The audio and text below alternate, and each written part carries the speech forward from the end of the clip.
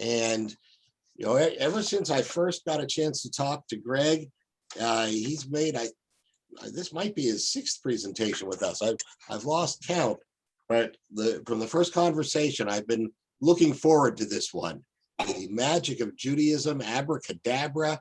I don't know if you're going to get into the Hebrew translation of abracadabra.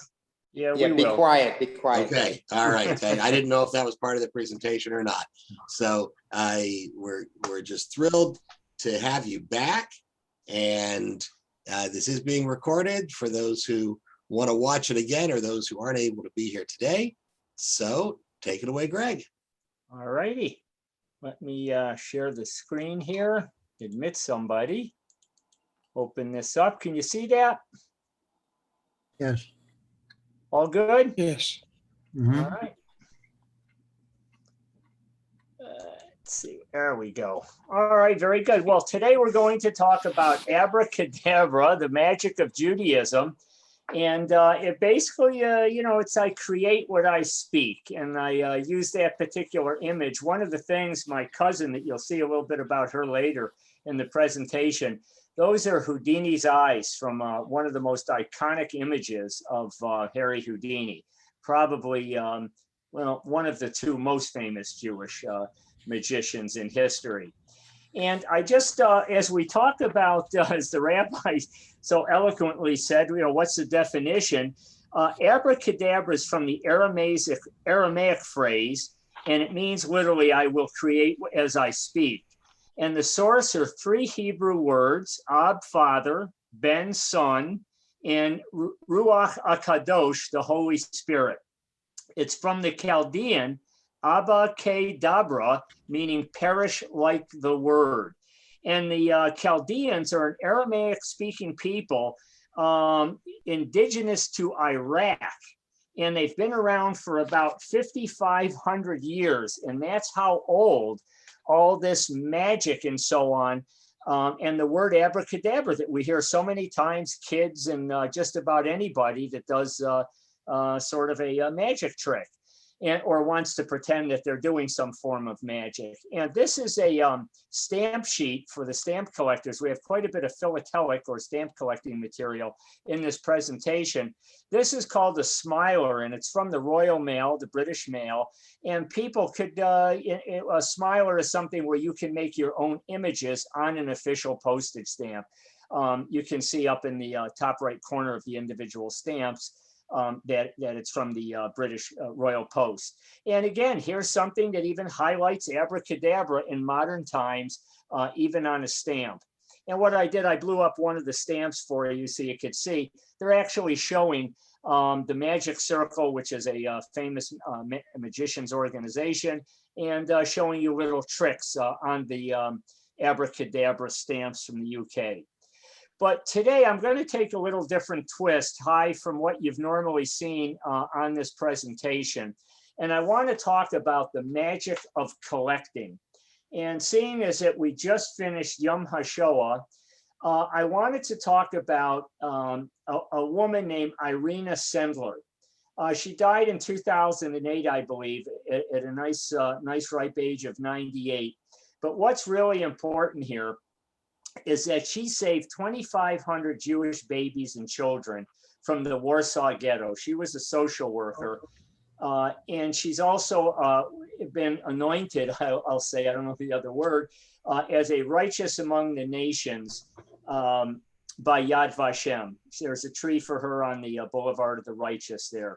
And the reason I'm mentioning Irina Sendler today, because the magic of collecting is the ability to get things that are so rare and so important and so need to be rescued and shown. This is something that just arrived a day before. It was purchased on an auction in Poland by a friend of mine on my behalf. Arrived last week on Wednesday via Germany. This is an original, handwritten, it's 6 pages because it's those 3 little pages, it's on both sides. An original letter written by Irina Sendler in 1942. Those are general government, Polish occupied, Nazi occupied, German occupied Poland in 1942. This is the back. This has all been authenticated even prior to purchasing it by the Holocaust Museum in Washington, D.C. And I thought I'd start with that because it's a magical piece. And think about touching this and holding this in your hands, or showing this to the thousands of school kids under normal situations that we talk to every year, giving them a chance to see and touch and feel something so important by a woman that saved so many Jewish children's and babies' lives. So that I wanted to include that because I think it's an incredibly rare piece for anybody's collection, and certainly one of the mainstays of ours. Back to just plain old magic and magicians. This is what I consider the most famous magician around, Harry Houdini, AKA Eric Weiss, born in Hungary and settled as a young boy up in Appleton, Wisconsin. And I really like this stamp. He's so famous that he's even been honored on a US postage stamp back a number of years ago, a 37-cent stamp. And on the US Post Office's own philatelic magazine, I thought this was an incredible image. They show the background of Harry Houdini's famous trick where he'd be hung upside down in a straitjacket and chains and all those wonderful things by a crane, and how they put the stamp upside down like that. I thought it was terrific. And Harry Houdini, and we'll learn a lot more about him as we go through it. He is such an iconic figure. They came out with a stamp decoder for just a very few number of postage stamps. And you would put the stamp inside that decoder, and that's kind of an older item. And you could see some things of Harry Houdini trying to get out of some of the chains that he was bound in. So they've really taken it to quite a level. And on the ceremony program, on the day they announced stamps, they even showed, they did the type set in the image of Harry Houdini hanging upside down. And these are all things from our collection, certainly. And it's really nice. The first day of issue, as you can see, was in 2002. And it's just a beautiful piece. They even came out with a Harry Houdini bear, and you can see the stamp is embroidered onto the little jacket along with the stamp and so on. And for kids and so on, it's a lot of fun. And it really speaks well to a really famous Jewish individual. Now, this is interesting. Appleton, Wisconsin, I'm going to try to minimize the view here. There we go. Appleton, Wisconsin is where he grew up when he got here from Hungary. And you can see that it's different places, lounges and different root beer bottles and things. People have tried to, over the years, really, play on him and make some money off it. He really didn't spend all that much time there. So I always thought that was a little bit odd. But again, it's a lot of notoriety that they try to do. I think the other person that's spent some time in famous Jewish person was Edna Ferber, who appears in my Jewish Women on Stamps thing, but she also spent some time there. Here's a hometown station, a cancellation of Harry Houdini from Appleton, Wisconsin in 2002. Again, playing on the notoriety he brought there. But Harry Houdini, as you see that iconic photo on the left, that's the eyes that you see on the background on this particular PowerPoint presentation. And maybe somebody could mute. It's a little distracting. I'm not sure who that is. Anyway, the stamp in the top center there was put out by IBM, and that's not the IBM computer manufacturer. That's the International Brotherhood of Magicians.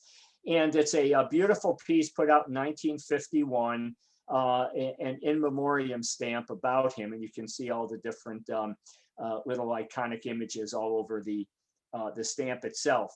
Another interesting thing is that Mozambique came out with a stamp, and it celebrates the 1953 film Harry Houdini that starred Tony Curtis and Janet Leigh. And what's really nice about this is that in the particular movie is that Tony Curtis is of Hungarian descent, a Jewish man of Hungarian descent. So I thought that was a neat little deal. And here's one from Grenada, a Harry Houdini stamp. And of course, the one on the right from Angola those are featuring famous Jewish personalities. And the thing I really like about that is I use this also in my Jewish women on postage stamps. There's Barbara Streisand as well as Harry Houdini, and of course some other extremely famous iconic Jewish people in the industry. Now this is something that many of you may not know about. Harry Houdini was also an early aviator and a pioneer in aviation. In 1909, he actually bought a biplane. And this is a 2010 stamp commemorating his 1910 flight in Australia on 18 March. And you can notice on the biplane, on the tail fin, it actually says Houdini. And this was one of 3 stamps that came out, one featuring Houdini, and also a first day of issue covered. It's a centenary of powered flight. The coin on the back there features Harry Houdini's biplane as well. Quite good. So he bought his own biplane, hired a full-time mechanic, and went to Australia and actually set some records. We won't go into too much of that today. We don't have a lot of time, but it's really a fascinating part of Harry Houdini's life. And after these record-setting events in Australia, he took the plane and he went back to England and never flew again.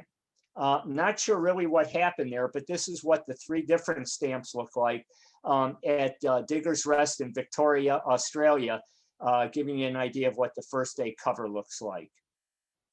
And I really like this because sometimes with these, more iconic stamps, really collectible stamps, it's very hard to find them postally used.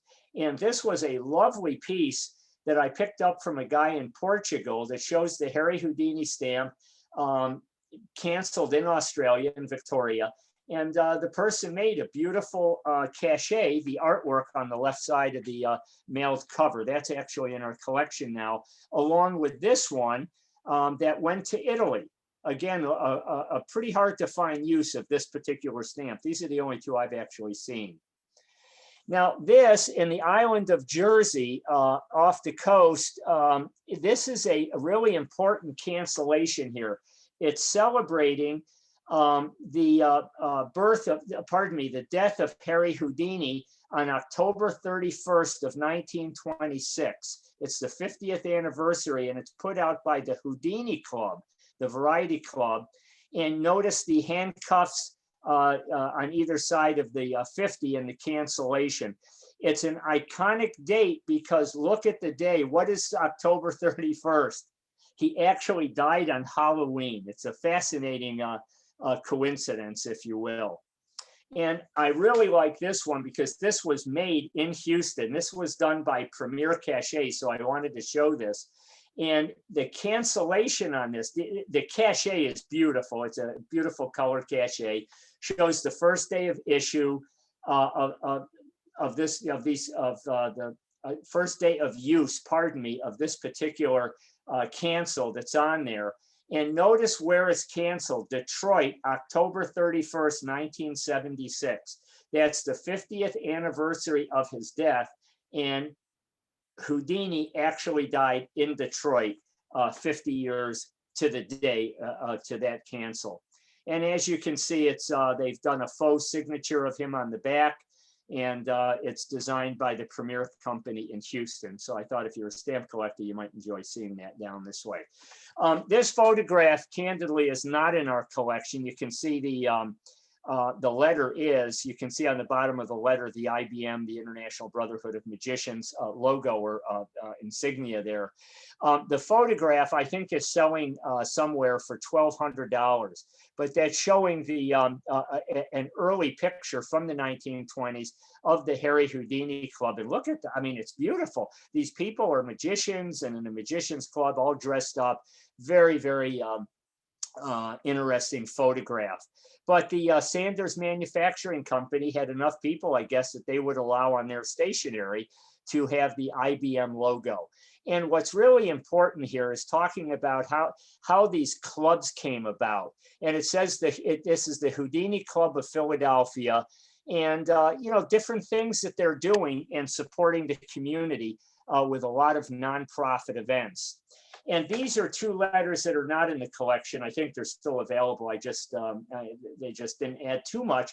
But I wanted to illustrate how magicians, these Houdini clubs around, would entertain people at hospitals, children and adults alike, and give you an idea of how important all these thank you notes are, sending people to the organizations, these various clubs from the hospitals. And again, it certainly isn't just Jewish hospitals, but this is a Jewish talk, so to a Jewish group, so I like to put as much as possible. Houdini Museum of New York, I'm not sure it's even open anymore since the pandemic, but they did have some limited hours by appointment. And there is some talk that they're supposed to be reopening in a new location and so on. Not sure. Up in the Niagara Falls, Canada, on the Canadian side, if you haven't been there, I mean, this is all closed. And I actually called them and nobody answered the phone about a year ago. So I'm not sure that's even operational anymore. But this is the extent of the popularity of the most iconic Jewish magician in history, throughout history. Now, what's really interesting is the man who killed, it's kind of a quote from a book, it's the man who killed Houdini. And what happened was Houdini was performing in Canada, went down and got involved with a guy from, oh geez, what's the university there? McGill. And got involved with a thing where he was relaxing, and this guy that you see here, Whitehead, hit him in the stomach, I guess, before he had an opportunity to flex or something. And nobody's sure, but Houdini died 9 days later in Detroit. That's where he was going on his tour. And many, many people, including the author of this book, really blame Houdini's untimely death on this guy, Whitehead. So let's talk about some more people in magic. So this is a Jewish Forward, pretty much a Jewish newspaper that's been around for years. This is a 1928 issue, and it talks about Hardin, who happens to be Houdini's brother, Nate Leipzig, the great Leon, and Giraud.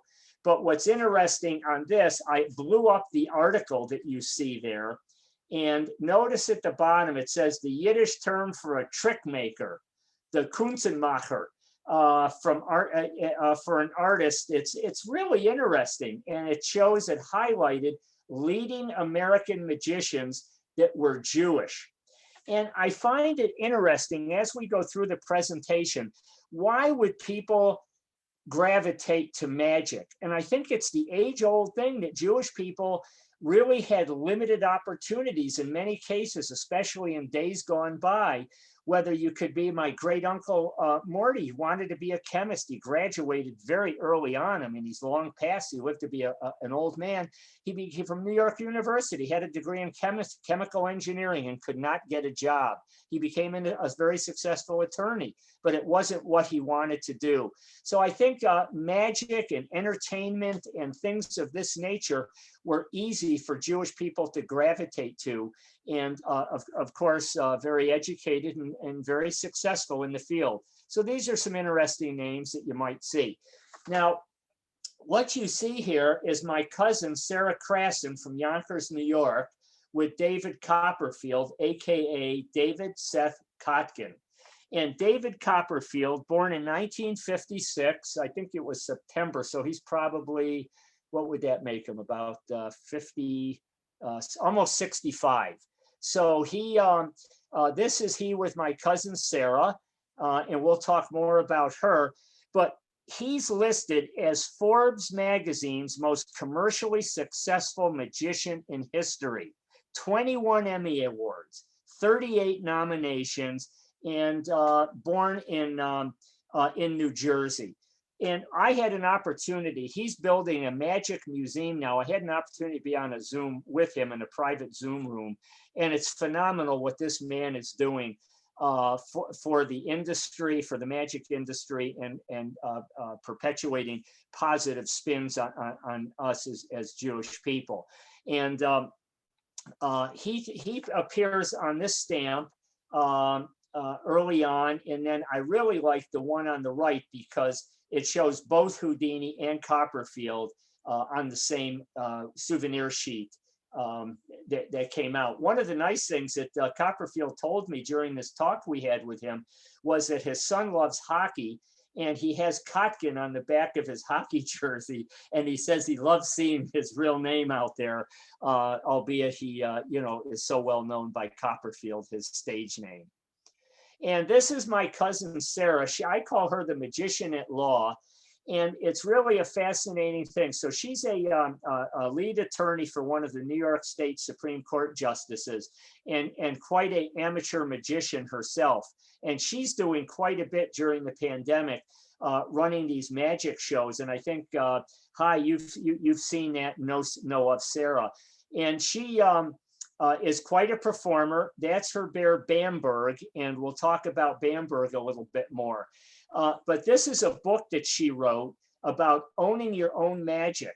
And it talks about magic as intellectual property, not only the tricks, but things you publish about it and so on. And it's really a guide, a step-by-step guide for people that are in the magic industry, entertainment industry, for them to be able to protect the things that they create. Very important work. And this is Sarah's parents, my cousins David and Minna Krasen, magicians to the stars. And David, that is David performing at Michelle's and our wedding in New York City at an Orthodox shul. And it's kind of fun. So we call him Magician to the Stars. And my loving, beautiful cousin Minna that you see on the right, she's my blood relative. She brought the chuppah that my grandparents were married under, that Michelle and I were married under as well. That's actually at the Jewish Museum in New York now. And this is their grandson, another cousin of mine. I always like to say Lador Vador. That's my cousin Max, and he's, as you can see, as a young man, he's learning the trade well, following our family from generation to generation. Now, this, of course, to me, is the greatest magician, not only the greatest Jewish magician, but the greatest magician of all time. This is the great Houdini. Some of you may know him, and you may have seen him perform down in Houston, Texas, and other places. And it really is remarkable how he was able to get David Copperfield out of the audience to participate in his magic trick to suspend himself. But I think the main thing is when you talk about Dr. Penn here, the word mensch is just a mild way to phrase it, but this is the premier example of Jewish people performing and doing things for the community. And how many of you know what Hai has done with hospitals and retirement homes, making people a little happy and giving joy. Now, this is Israel and Malka Philipson, which I affectionately call Beauty and the Beast. And as you can see in our family on the Philipson side, my cousin Minna is on the Klein and Degenstein side on my maternal side. But you can see Malka there, the queen, and Israel there. And we quite haven't got to the etiquette of some others in our family, and certainly the etiquette of Dr. Penn. Now, some of you may have also known the great Ballantyne, Carl Ballantyne, AKA Meyer Kessler. This is a remarkable story. That's an old Sphinx magazine. It's a magazine for magicians. You can see that from the 1940s. And he was called himself the world's greatest magician. And candidly, he wasn't a very good magician. And what he ended up doing was becoming a great entertainer and a great magician by being a comic magician and literally screwing up every trick he ever attempted to do. And here he is on the cover of Magic Magazine from 1993. And if you haven't heard of the great Ballantyne or Carl Ballantyne, perhaps you've seen him here. In the 1960s, he was the Gruber character on McHale's Navy. And I just loved him in that then. And I loved any time you could find him doing a magic trick. And that's a great iconic photograph of him from the TV show. It was a lot of fun. This guy was so popular that Scott Land, who's probably the world's greatest ventriloquist, perhaps following on, the lamb chop, if you will, from early on. He actually makes a living showing Carl Ballantine as a marionette and as a ventriloquist, calling him Ballantine the world's greatest magician still. So today, long after Ballantine, he's still getting the recognition as a great magician comic, and he appears on the caricature appears on the cover of an August 2011 Genie magazine, another famous conjurers magazine. Now, Okido, from the Bamberg family. This is really interesting. And by the way, most everything you see here are things from our collection. And the Bamberg dynasty, they were a Dutch family of magicians. 6 generations of magicians, Dutch magicians, were named Bamberg, and they were an upper middle class, I'll call them an unorthodox Jewish family. The oldest sons were magicians and carried on the tradition to the next generation. Again, Lador Vador. This tradition was not always exclusive to just the oldest son. Theo Bamberg, that you see here on the left, known as Okido, they were magicians to court magicians entertaining royal families throughout Europe. The chain of magicians was unbroken for 165 years from the 18th to the 20th centuries. They were not only incredible magicians, but trained actors as well. And you can see here some a program from 1926, another program from 47, and tokens in the magic industry are very, very popular. They're used for promoting the shows, handing out and using things, when people come up on stage to participate. And you can see the family here. Look at those outfits. I mean, these are Dutch Jewish people. Look at how they made themselves look. And this is from June of 41. And that's an iconic image of Theo Bamberg on the right there. It's truly remarkable. Now, Max Malini was another famous Jewish magician. And Max Malini was born Max Katz Breet was his real name, in 1873, died in 1942. He was born in Poland and he died in Honolulu, Hawaii. He ended up residing there, and he actually performed for presidents and also at Buckingham Palace. Quite an iconic guy, and very instrumental at very high levels in the magic industry. So this is Xavier Ernst Thorn. He was AKA Abraham Moses, 1853, born in Galicia and died in 1928 in Germany. And these are incredibly beautiful posters of Thorn. And one of the things I'd like to point out here are the little, do you notice the little spades in the bottom right-hand corner?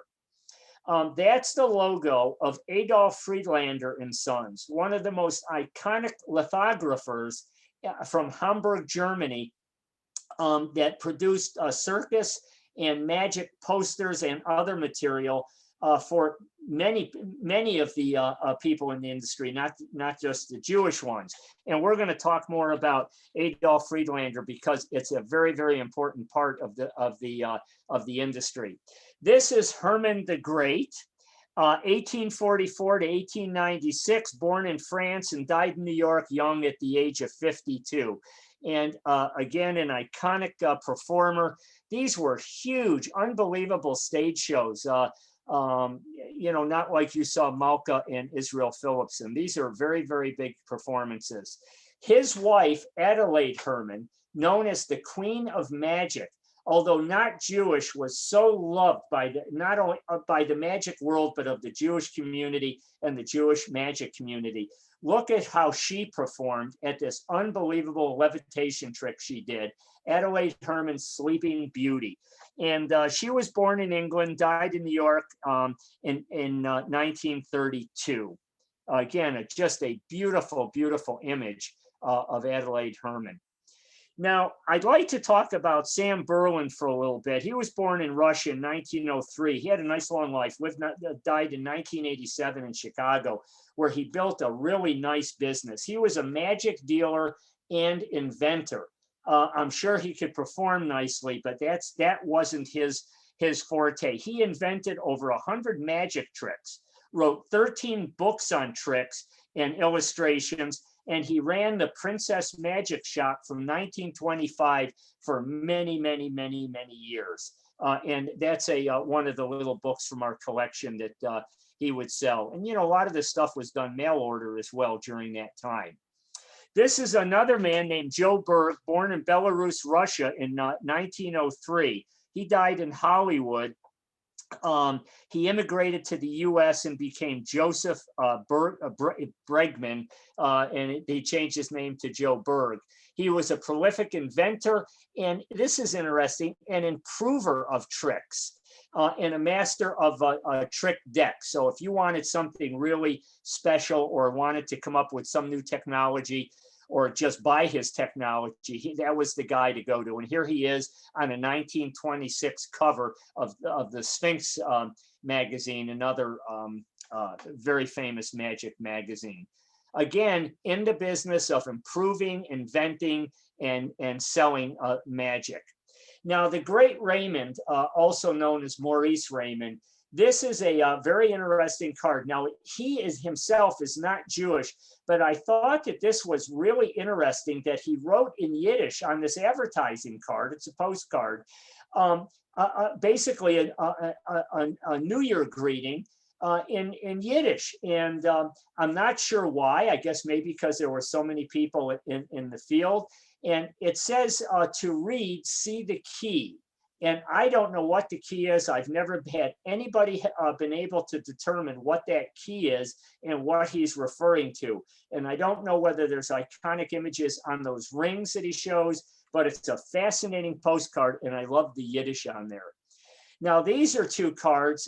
This Ramesh, Turkish conjurer or illusionist, if you will, that is a very rare card. And notice all the Judaic images, whether it's the crescent moon, and it has a Mogen David there, a Jewish star off to the left there.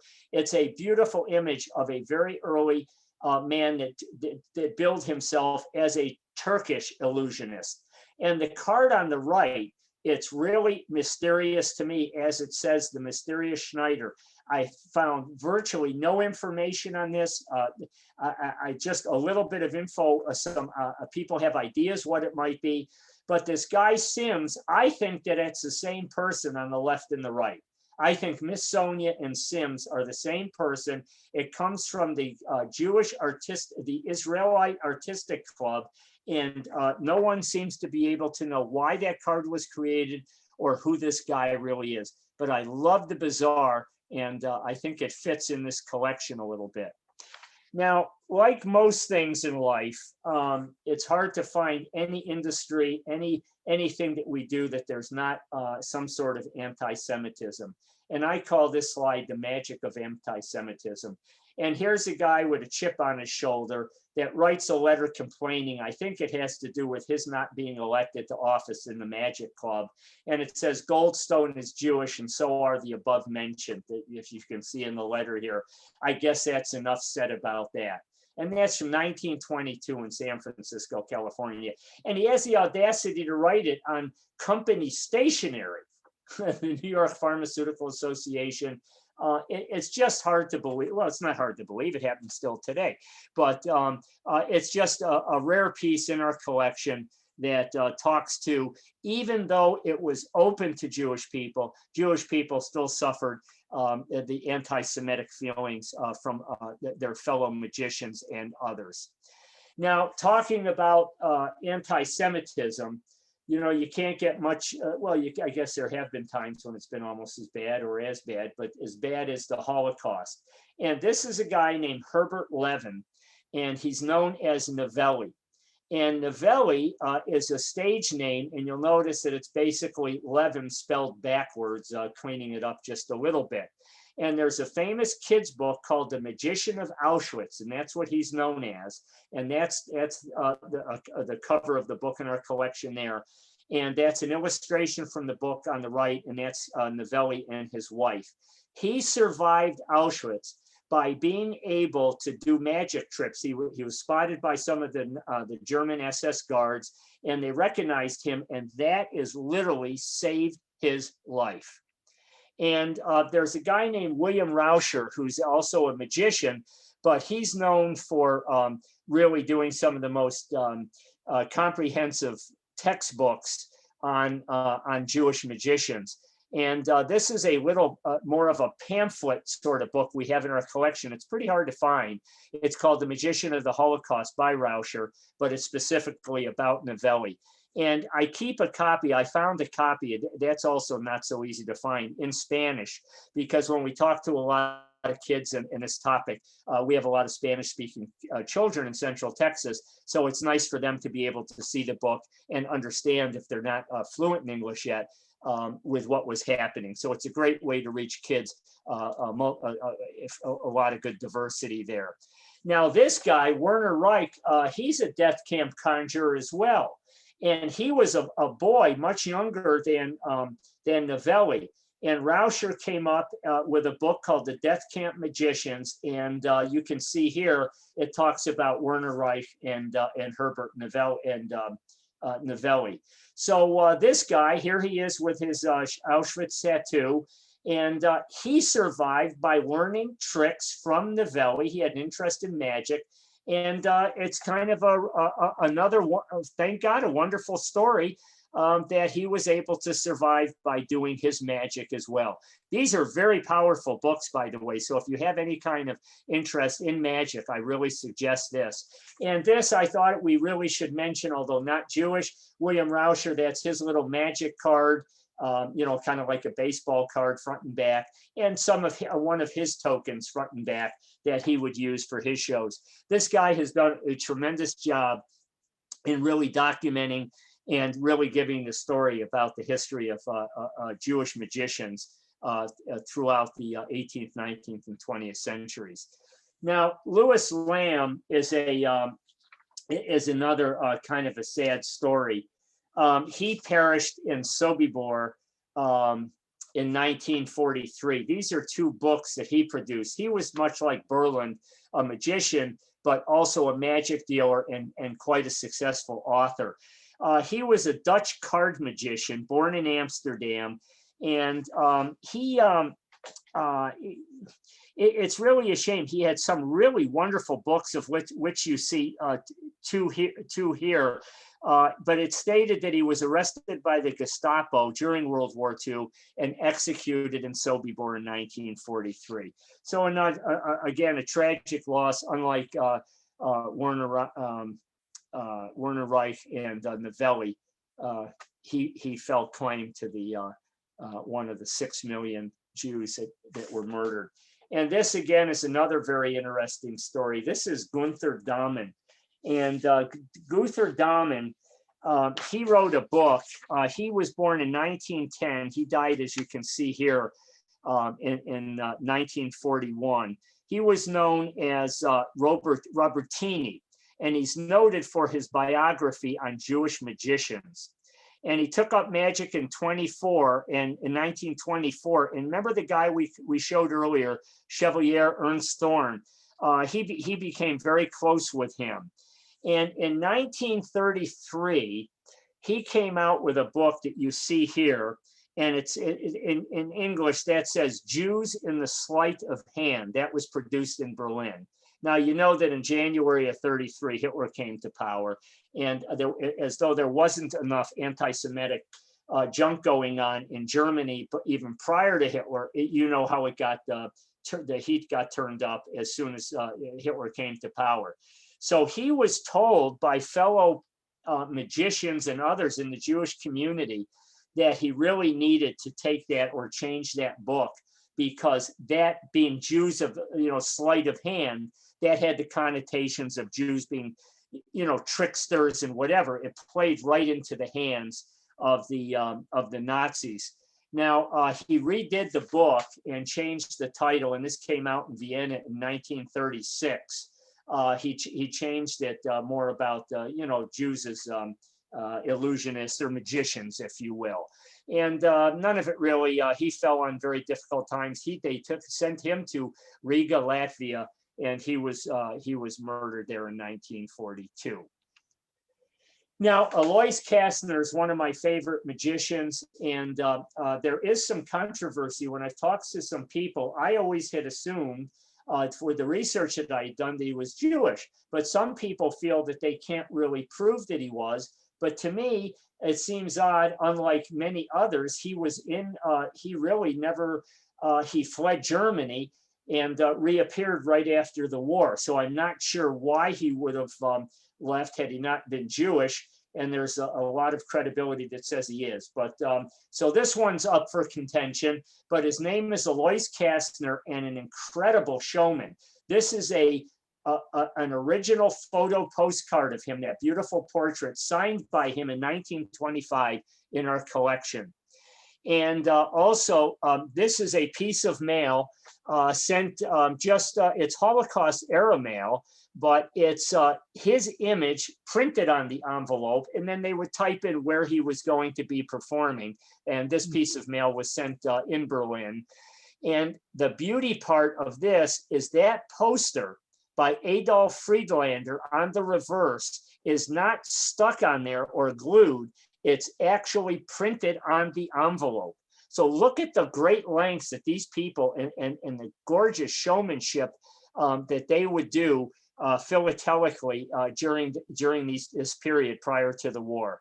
This is how I like to show this, because even though it's a newer postcard, it's a remake of, again, another Friedlander poster of Kastner. That's his elephant Toto.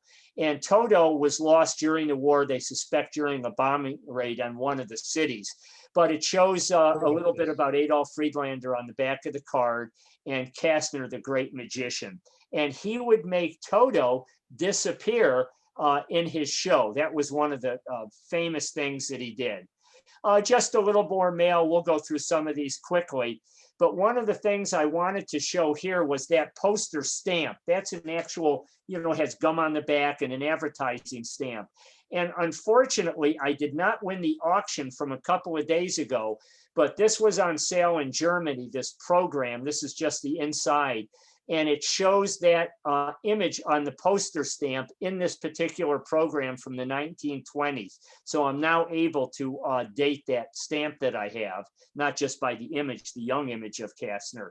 It's a beautiful piece, and how popular he was. This is a program from 1931 in Prague prior to the Holocaust. And what that says in Czech is Kastner's Indian collaborator. So we know that Toto was an Indian elephant. So I thought that was a cute play on words for his program. And again, beautiful illustration, a young Kastner from very early on. As you can see, this is 1919, a letter advertising from the Magic Circle in Hamburg. And inside with the letter and the envelope was this folded up program of Alois Kastner. And look at the magic necklace he has on. It's really quite a fantastic poster. This is another piece that we have in our collection. You see the Zubermeister, or magician, and those are two different of a number of different ones we have of magic tokens that Kastner would hand out either to advertise his show or something to do with a contestant, if you will, or some volunteer that would come up to perform with him. Now, what's really powerful about these photographs that are authentic photographs from the 1936, that is the 1936 Berlin Nazi Olympic bell that was traveling around prior to the Olympics. That is Kastner's elephant Toto. You can see the name Kastner on the blanket or the cover on the elephant, and different advertisements on the marquees of theaters around Europe prior to the war actually breaking out. But still, while the 1936, obviously, Holocaust is getting underway. And you see the elephant there at this casino theater. And I point out now the guy on the right, both in his Kastner elephant handling uniform and in his suit. You could tell the time frame on this because these pictures came from this guy's collection of traveling with the Kastner show all over Europe. This is him now in his Nazi uniform. So there was even a Nazi handling the elephant. How everybody was became part of the party and certainly became part of the Nazi military infrastructure there. What's really tragic about the Kastner deal is this guy, Helmut Schreiber, who was involved with movies early on, but was also a very popular German magician and also a member of the Nazi party. He stole Kastner's show when he left, much like people took people's homes and furniture. Well, this is now ties back to my cousin Sarah's book on intellectual property. Good luck in Nazi Germany trying to get that done. But this is a guy, and that's his wife, Gloria DeVos, that was the like stage manager with him, or his assistant, if you will. And Kastner, these are some postcards from our collection. That's he and Gloria. His technology was he took away from the elephant, but he made a car disappear using the same technology that Kastner had used. And here he is, much like in another presentation I have with Charles Lindbergh receiving an award in the 1930s from Hermann Goering, head of the Nazi Air Force, the Luftwaffe, and second in command in Nazism. Here he is performing with on stage Hermann Goering, and this is a reprint from magazine, Magic magazine from Germany. And this is a photo that's an iconic photo of Helmut Schneider, the Kalinag guy, Schreiber rather, performing for Adolf Hitler. And Rauscher, again, this guy, he actually wrote a book about Kalinag, the magician of the Third Reich. Fascinating reading, and it's really so important to document all of this that happened to during this particular period. And there's a quote here by Helmut Schreiber, by Kalinag, and here's the magazine and the page number it's in. He says, "I'm often asked if I performed for Nazi big shots." He goes, "Naturally I did. Who wouldn't? I performed for Hitler on German Arts Day, and he was impressed with my non-political magic. Once in a while, he would call me to come to his house in Munich to perform for him." My question is, what would political magic be? I mean, maybe making Jews disappear on stage. I'm not sure, but it's a bizarre quote, and it shows how wired in he was by his own tongue to the Nazis. We'll go through some of these quickly. This is a piece from 1956. He used an older postcard. This is back to Alois Kastner with the elephant. And he did his last show, I think, in 1958. It was really well attended. And but he really never came really into any kind of notoriety after he left Germany in the 1930s. Now, this is a rather interesting little booklet you can buy. It's called Magician Cigarette Tricks. And this was put out by Camel Cigarettes. And I like this, even though this is not Kastner's disappearing elephant trick, it's a different one.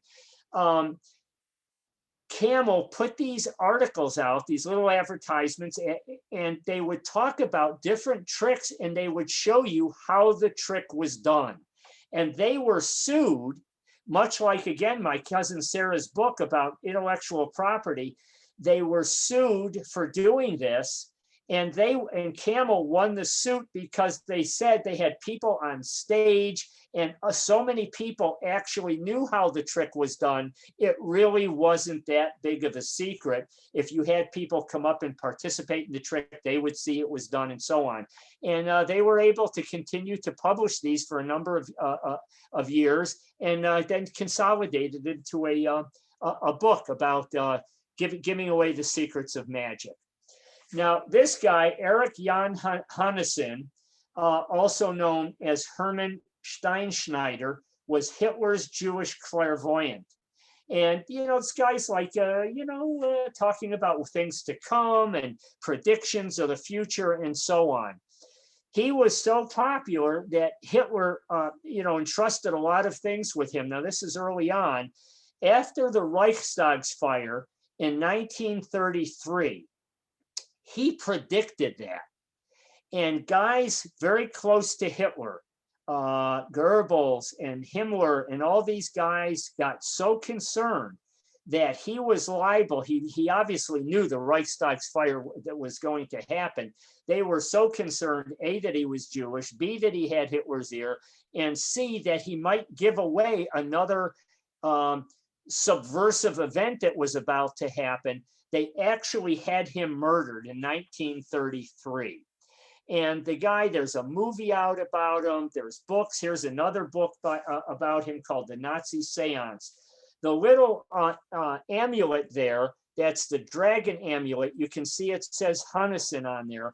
I have one of those on its way to me from England right now. And I'm sure it's a modern reproduction. It wasn't very expensive, but I thought it was a cool addition to this right here. Fortunately for me, this finally arrived after 111 days DHL coming from Germany.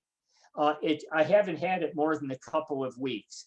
This is a 1930 copy of Hannesen's biography, Meine Lebensline, my lifeline is what that says. And it's printed in Germany, in Berlin, by the University Press. And it's such a rare piece of Jewish magic and just magic history. I'm so pleased it's actually sitting on the desk right next to me as we talk. And now as we wind down here, we'll talk a little bit about Adolf Friedlander, the lithographer from Hamburg, Germany. That's kind of an iconic image of him. He produced all sorts of things for circuses and magic acts. And you can see these, all of these either have his logo or some sort of, printing that it's from him. These are photos from our collection from the early 1900s. And you can see various postmarks from Germany and other places as we go through. But look at the, you see the entertainment to royalty there. On the bottom one, it's the circus lobe, and so on. This is one of my favorite pieces from the magic collection we have. This is Angelica and Fraulein Angelica. She's a tiny little person and she would perform. And this is a image by Friedlander, as you can see on the back side of the real photo postcard. It says Adolf Friedlander, Hamburg. And isn't that just absolutely gorgeous of her performing as a little like a Tinkerbell sort of character there. Iconic, really truly rare postcard. This one is again a very early postcard from 1910. This is the Circus Bush. Lots of interesting stuff on Jewish circus owners. And I saw a great show on that recently on Zoom. But this is another beautiful postcard design. You can see it says Lith Adolf Friedlander Hamburger on the bottom there. And these were postcards. This is sent out of New York, Jersey City, New York.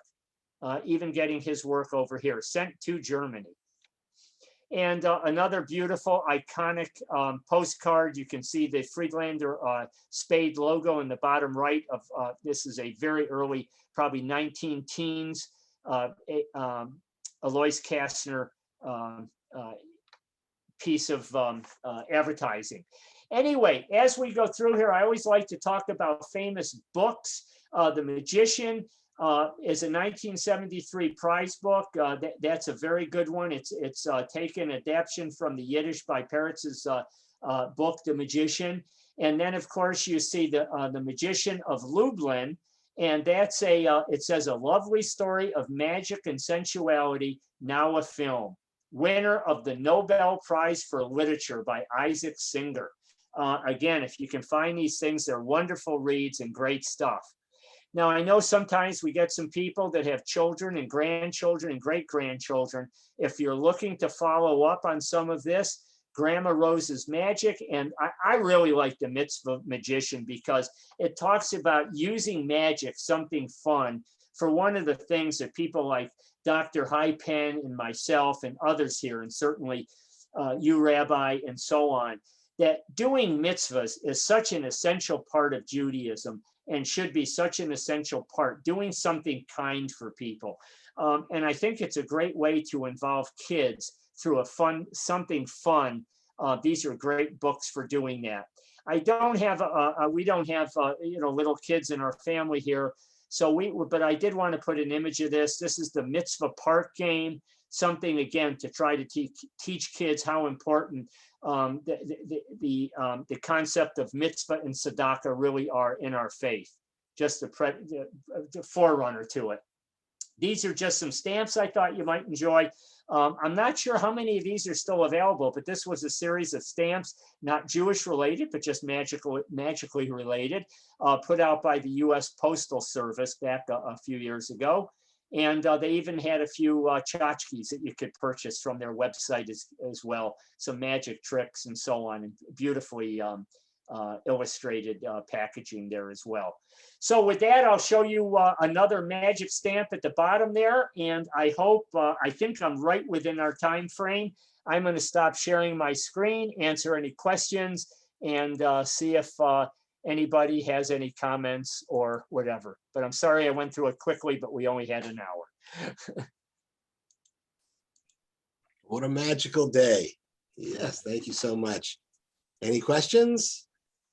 If I could just add something on the great Ballantyne, the one who was Gruber in McHale's Navy, Meyer Kessler was his real name, and his cousin was Jimmy Kessler, Rabbi Jimmy Kessler from Galveston, who's been with us at Temple Beth Torah several times. Nice.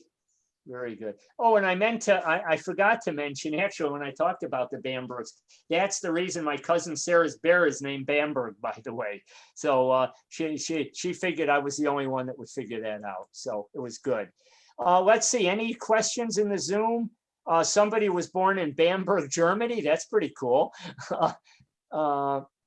Let's see. Well, thank you. Thank you for the nice comments in there. Available for any questions. I think Hi has me coming back sometime, I think. Hi. No, not yet. Not yet. We'll have to pick a topic. Oh, okay. Oh, that was a different group you have me coming back to next month. Okay. I get it confused. Sorry. All right. Well, once again, we're delighted. Gregg has been volunteering his time for these. We do have people who have sponsored other programs. So anybody who's interested in helping support Temple Beth Torah, please visit our website. We do have every Friday night, we've got Shabbat services at 7 o'clock over Zoom. And what else am I missing? This Thursday. Oh yes, of course. Thursday evening, Israel Independence Day is the 5th of ER, which comes early this year, April 15th. And Benji Lovett, a Texas-born comedian who has made Aliyah, is giving a presentation. Temple Beth Torah is partnering with Temple Sinai and the Institute of Southern Jewish Life and many other synagogues. And it's going to be a lot of fun. An Israeli comedian, 7 o'clock on Zoom.